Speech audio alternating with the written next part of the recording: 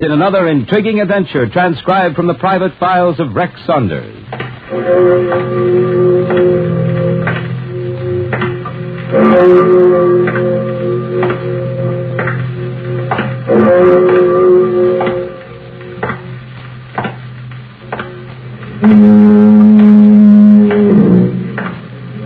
Concerning jewelry, diamonds may be a girl's best friend, but like any other precious ornament, they can be done to death.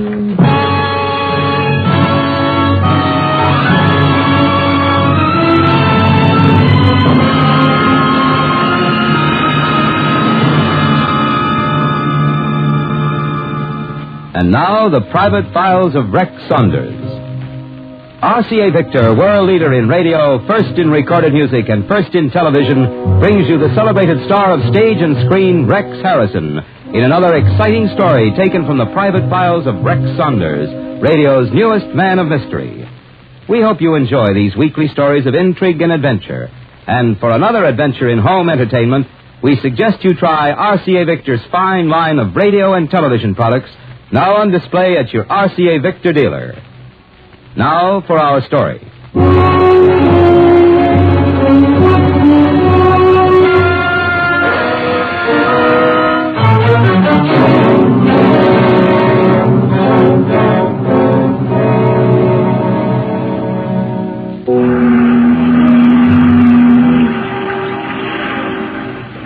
It was a grey, misty morning when the tugs nosed the mammoth hulk of the transatlantic liner Trigania into its North River berth.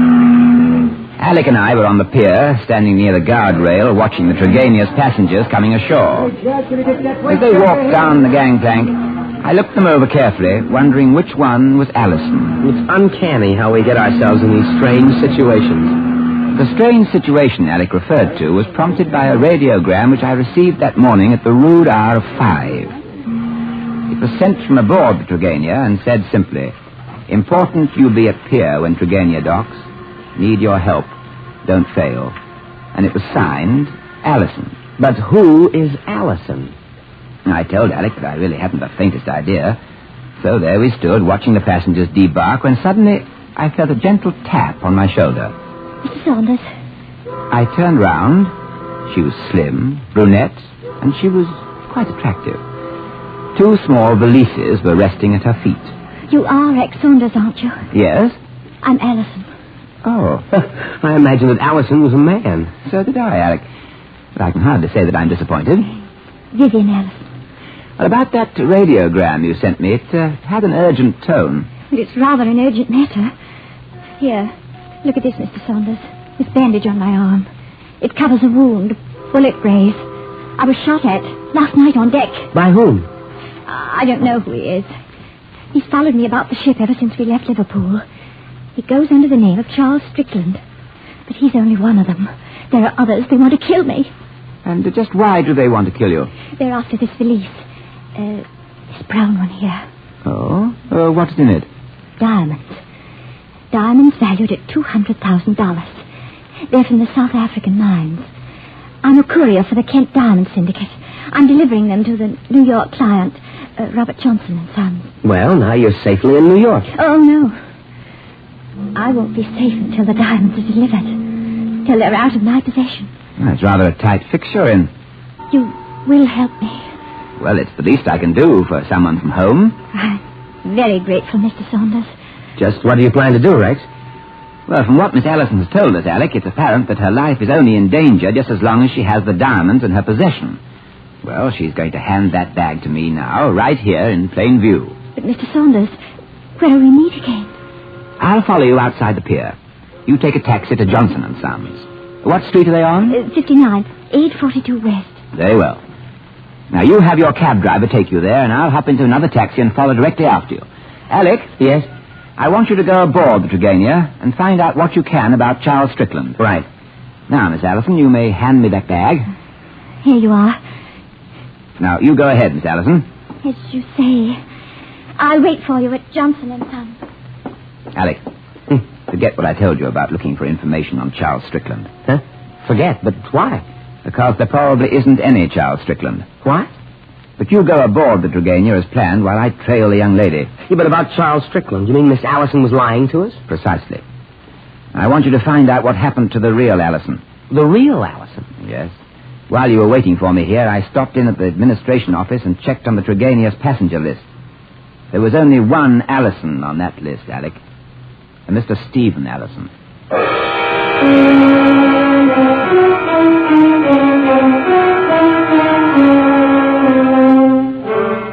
With the brown bag in hand, I followed the attractive brunette along the crowded pier. It was obvious that her real name was not likely to be Allison, but there was nothing obvious about the game she was playing.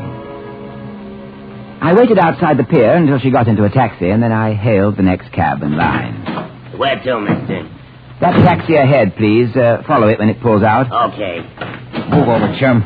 This cab's taken. Hey, look, buddy, this gent flagged me first. Shut your trap. Get this heap moving. Hey, a rod. He's got a rod, mister. Yeah. Shove off like I told you. Yeah, but look here. You better do as he says, driver.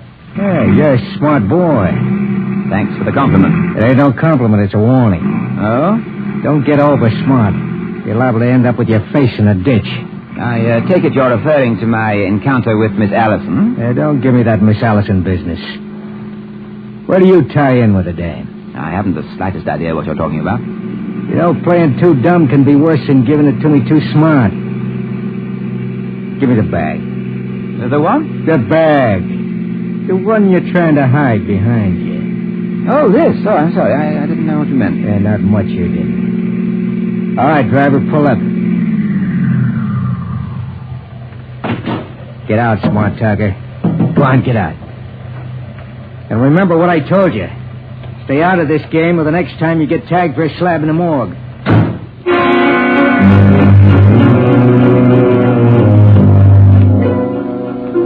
I not only lost the bogus Miss Allison, but also the valuable little brown bag. I headed back to the pier to pick up Alec. Who do you suppose he was?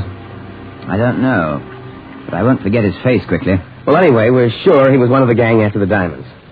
And now they have what they were after. I wouldn't be too sure of that. What do you mean? He got the bag from you, didn't he? Yes, Alec, he got the bag all right. However, I managed to open it before I hopped into that cab. Hey, that was quick thinking on your part. You opened the valise, removed the diamonds, and then hid them on yourself. And our ugly friend was left holding the bag. I wouldn't laugh, Alec. Why not? Well, the joke happens to be on us. Huh? And it was played by the deceptive young lady. When I opened the bag, it was empty. Empty? There's a punctured water bucket. Oh. The would-be Miss Allison used us as a feint, Alec. Remind me never to trust a handsome woman again, will you? And as if you'll listen. What did you find out about Stephen Allison? Well, the deck steward told me that Allison was a man of medium height, about 40, somewhat baldish. He was sick during the voyage, and he remained in his stateroom throughout the entire trip. His door was constantly locked. Anything else? Yes, I was just getting to this. A very interesting piece of information. Allison had a frequent visitor, a young lady. Who I imagine fits the description of our brunette friend. Mm-hmm. Sears. Vivian Sears. Vivian? Well, Miss Sears at least told us the truth about her first name. Come along, Alec. Where to now? That phone booth just over there. Who are you calling? Police headquarters. Inspector Kelly is checking a matter for me. Inspector Kelly, please. Hello, Inspector? Inspector? Rex Saunders. Oh, you have? Fine. 627 East 20th Street. Thank you very much. Yes, I'll call back later on the other tracer. 627 East 20th Street. What's at that address? Perhaps $200,000 worth of diamonds. What? I made a note of the license plate number on that cab that the mysterious Miss Sears took when she left here. A police radio car located that taxi a few moments ago. According to the driver's trip schedule, Miss Sears went from the pier directly to the house on 20th Street.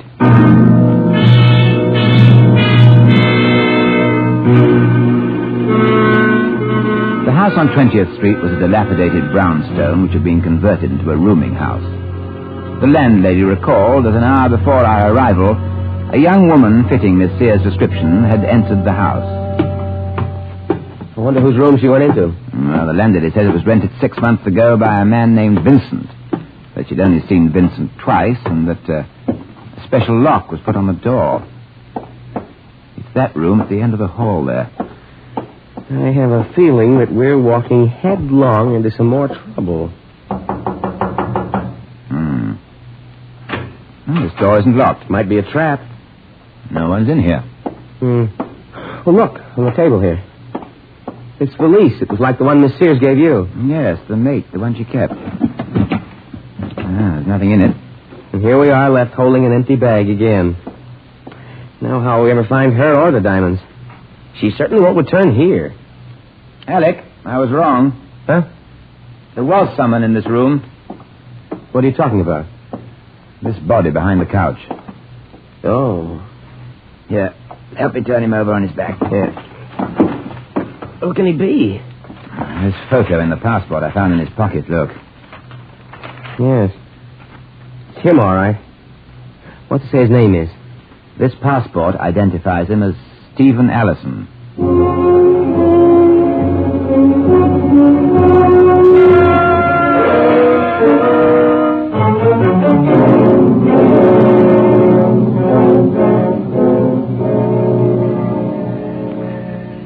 Here's a formula for fine listening. AM radio plus FM radio plus 2 separate record changers equal RCA Victor's magnificent new Victrola radio phonograph console. Imagine AM and FM radio with a newly extended tone range, a record changer for 78 and long play records, and for RCA Victor's amazing 7-inch non-breakable records, a second record changer, the 45.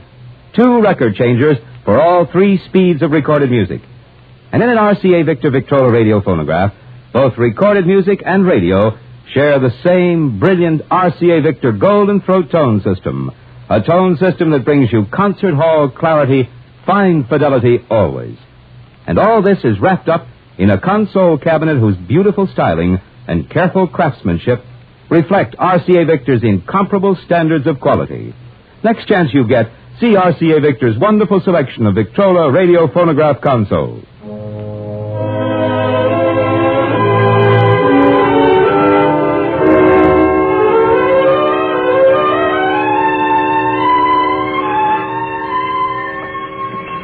I phoned headquarters. The homicide crew, with all its equipment, came to the murder room on 20th Street and began its usual relentless and scientific search for clues and leads in the shooting of Stephen Allison. After I completed my report to the detective lieutenant in charge, I left the brownstone house and walked across the street where Alec waited for me in the car. I called Inspector Kelly, as you asked. Did the report come in? Yes, the driver of the cab you were in went directly to the police with his story.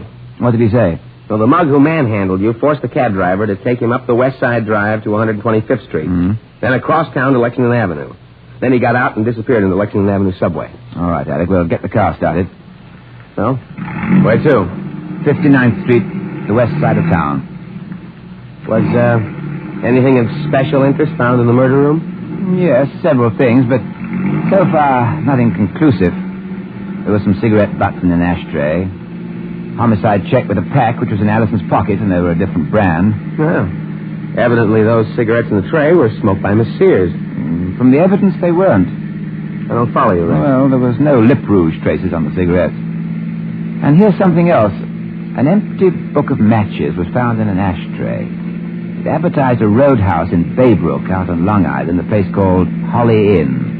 In view of the fact that both Allison and Miss Sears both just arrived in the country this morning, it's unlikely that the matchbook was carried by either of them. I'm really confused. So am I. You? What about? Well, something else homicide uncovered. They found a great number of particles under Allison's fingernails. They haven't tested them yet, but they're quite sure that the particles are metal filings, most likely copper. I'll get a report on that later. But why would metal filings be under Allison's nails? He was a diamond courier. I'm not sure just what Allison was. On the way uptown, I'm stopping off to send a cable to Scotland Yard and then paying a call on Johnson & Sons to see what they can tell me about Stephen Allison.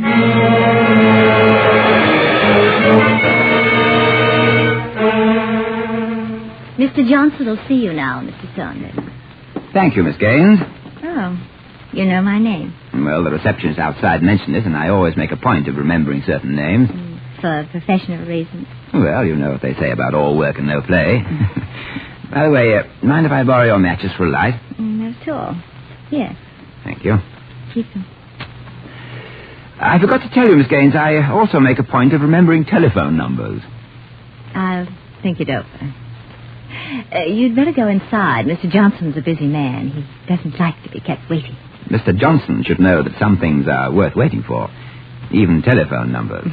The door straight ahead. Come in, Mr. Saunders. Come in. I won't take up much of your time, Mr. Johnson. Oh, that's quite all right. You know about the murder of the courier, Allison. The police were already here. They left just a short while ago. I thought the matter was settled. Settled? Oh, $200,000 worth of diamonds. Your diamonds are missing. Oh, you have it wrong, Mr. Saunders. I guess you haven't heard the latest. I guess I haven't. What are you trying to say? Merely that the police recovered my diamonds. They're in a safe in our vault room. Where did they find the diamonds? Well, there was an auto accident up in Van Cortlandt Park. The diamonds were found in the wrecked car. And the police have the driver? Oh, yes. The police have her. A woman named Vivian Sears? Yes. The police said that was her name. They asked me questions about her, but I could tell them nothing. Well, if you'll excuse me, Mr. Johnson, I must run along. There are some questions I want to ask Miss Sears. Well, I'm afraid that won't be possible. The police tell me Miss Sears is dead. She was killed in the accident.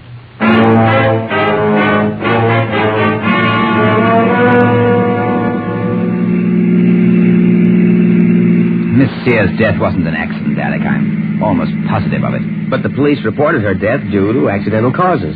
Well, just the same, I'm sure that the car she was in was forced off the road and down the hill in the park. According to the record, there was less than 5 gallons of gas in the car. If anyone is planning a long trip for a getaway, they'd be sure to be better stocked with gasoline. No, Alec, it was no accident. You think she was killed by the same man who murdered Allison? Yes, I think so. Oh, you take the next right to Baybrook. The Holly Inn is about 2 miles this side of town. Next right. Rex, Yeah? I don't understand any of it. If Miss Sears and Allison were murdered for the diamonds, which is the only logical reason, why were the diamonds returned to their rightful owner? Alec, for the time being, we're going to have to abandon the logic in this case. Then where will we be? Perhaps on the right track. We'll eliminate the diamonds from the case. You eliminate the diamonds? Then what do we have? Scotland Yard's reply to my inquiry on Allison told us that Allison at one time was an engraver. Now, that fact fits in with the metal filings which were found under his fingernails. Yes, it doesn't fit too well when you consider that Allison abandoned his trade to act as a diamond courier over a year ago. Well, perhaps he didn't abandon his trade at all. You remember that the deck steward told you that Allison remained in his stateroom throughout the entire voyage? Yes. Well, he may have been spending his time aboard ship engraving in secret. Engraving what? Well, I don't know, but something valuable enough to cost him and Miss Sears their lives. And that brings me to the visit I'm making to the Holly Inn. The book of matches which were found in Allison's room advertised the inn. So did the book of matches I got from Evelyn Gaines, Ralph Johnson's secretary. Well, that may be only a coincidence. That may be, but the long arm of coincidence can be stretched only so far, Alec, and then it snaps back and somebody's bound to be caught in its grip.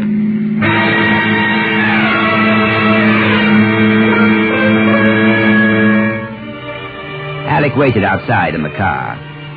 I walked into the Holly Inn. It was a typical small roadhouse. There was a bar on one side and a row of dimly lit booths along the other. I walked along the booth side, and then a hand reached out and grasped my sleeve. Hello. That long arm of coincidence I told Alec about was working overtime. Evelyn Gaines' pretty face came out of the dimness of the booth to smile at me. Imagine meeting you here, Mr. Saunders. Miss Gaines! What a pleasant surprise. Won't you sit down and join me in a drink, Rex? I'm glad you asked me that question, Miss... Evelyn. Evelyn, what brings you here? I thought you lived in town. Weren't you sure? Frankly, I was sure. After business hours, interest? Shall we stop playing the game? I was just beginning to enjoy it. Your friends might object to your wasting time. Oh, speaking of my friends, meet Al. Move over, chum. You know, I have a feeling I've been through this same thing someplace before. It's the same shooter you're feeling, you rib smart talker. He's all yours, Al. I'll be going along. Yeah, sure. I'll be seeing you, Evelyn. Goodbye, Rex. Thanks for the game. Nice girl. Lula. You know, Al, Ever since our encounter in the taxi yesterday, I've been looking forward to meeting you again. You and me both, smart talker. Only this meeting you don't walk away from.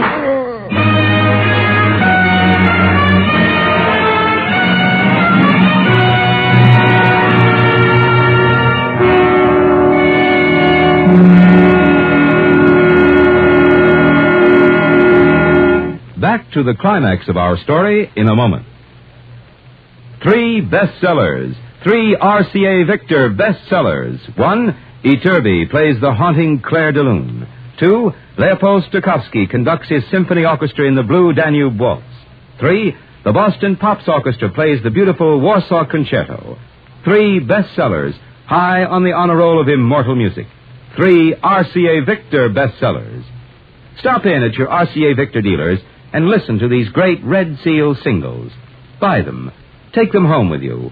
Own them. Because they're classics in the classical field. You'll never tire of them. You'll play them over and over again. Claire de Lune, Blue Danube Waltz, and the Warsaw Concerto will make a wonderful addition to any record library. And they're available on the amazing 45 as well as 78 RPM. Buy them now. Get your copies of these 3 all-time best-selling RCA Victor Red Seal recordings.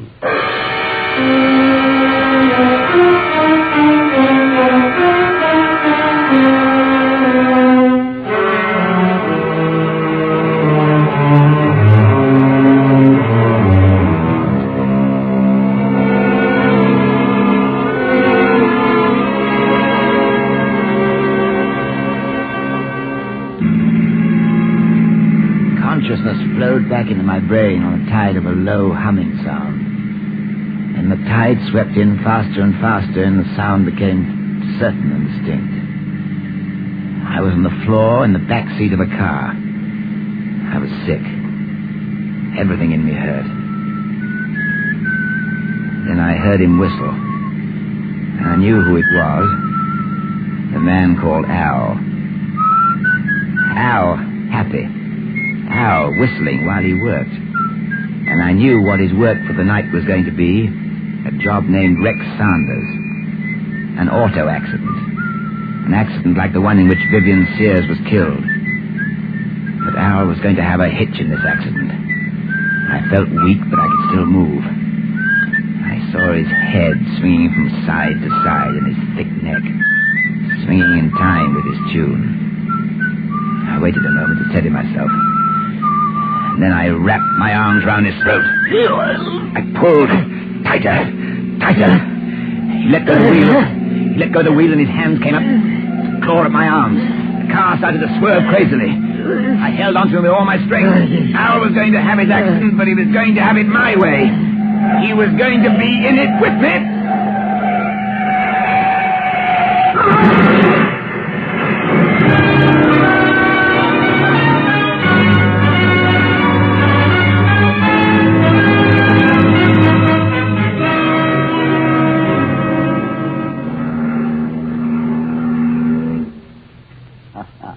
Here's to you, Evelyn. To both of us.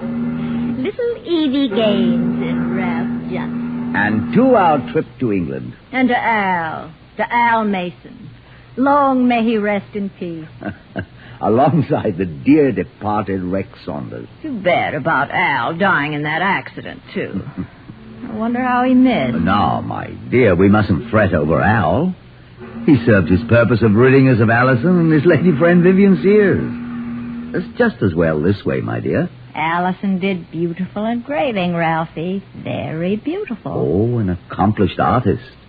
His last work was a masterpiece. Mm-hmm. The fraud will never be detected. Everything's perfect. The printing, the paper, everything. The British public will be honored with the new and unofficial pound notes. The pound notes. Let's drink to the pound notes. And to my car down in the hold of this very fine vessel. You're terrific, Ralphie. You think of everything. Well, it's kind of you to say so. Oh, who'd ever think of looking inside the tire tubes of your car for counterfeit money? Who'd ever think of it? I'm sure most people wouldn't. Saunders. You. Mind if Alec and I join your little celebration, Johnson? Well, perhaps we're intruding. Oh, you're dead. Can't be. The paper said Al and you were... The papers were quite correct about Al's death in the accident. But the story of Mr. Saunders' death was a bit exaggerated. A ruse I carried through with the cooperation of the police. And it paid off rather well, for us. I permitted you to get this far, Johnson, so that I would be sure to stop the counterfeit money from being circulated in England. However, I must say that you had rather a neat plan, manufacturing the pound notes in the States and then taking them to England in the tires of your car. But murder always upsets the neatest of plans. I had nothing to do with the killings. They were all his idea. Evelyn, don't be a fool. Don't you see they can't prove shut up. anything? I'm not going to die for you. He did it.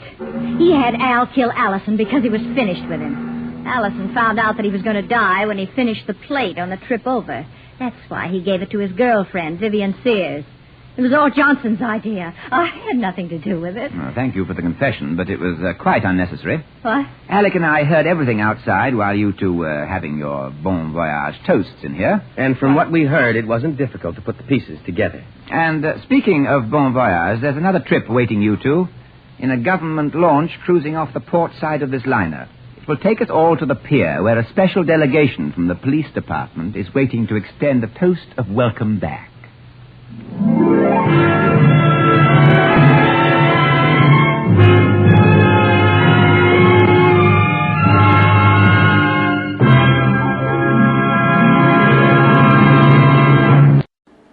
Would you like a shout out? Leave a comment in the section below. Tell me who you want to shout out to, who you want to shout out from, and we'll get it up here for you. Hey, we want to say thanks for tuning in. Please like and subscribe so you don't miss any. You got a lot more of these up there. Go check them out under the playlist. Leave us a comment. Tell us what you want to see, what you think, and we'll see you next time.